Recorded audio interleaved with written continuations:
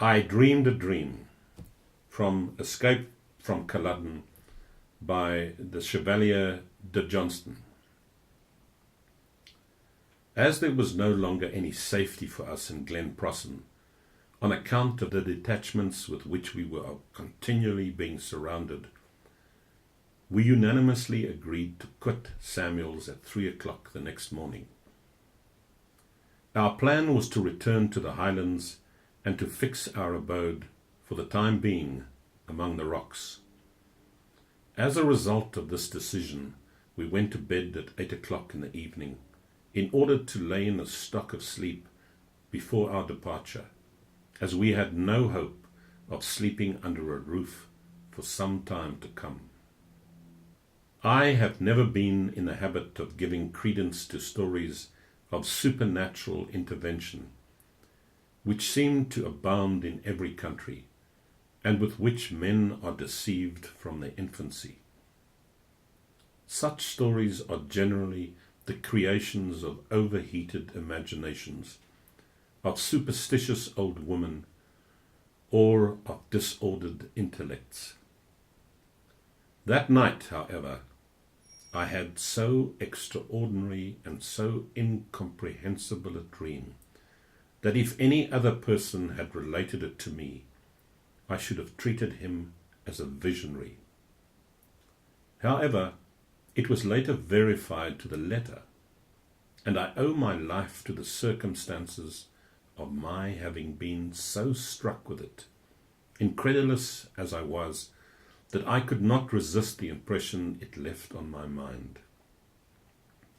I dreamed that, having escaped the pursuits of my enemies, and being at the end of all my troubles and sufferings, I happened to be in Edinburgh in the company of Lady Jane Douglas, sister of the Earl of Douglas.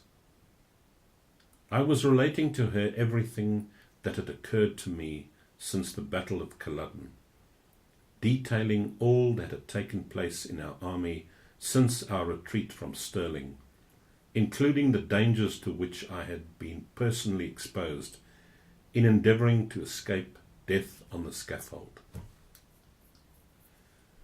When I awoke at 6 o'clock in the morning, this dream had left so strong an impression on my mind that I thought I still heard the soft voice of Lady Jane Douglas in my ears. All my senses were lulled into a state of profound calm, while I felt at the same time a serenity of soul and tranquillity of mind, to which I had been a total stranger since the advent of our misfortunes.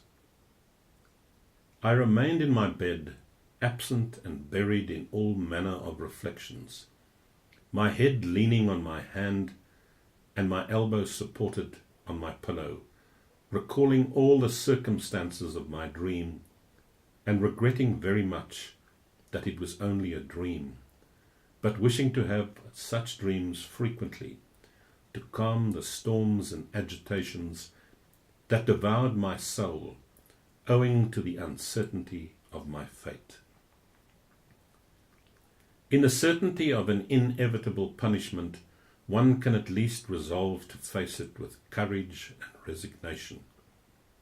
But what situation is crueler than continual oscillation between hope and despair, 1,000 times worse than death itself?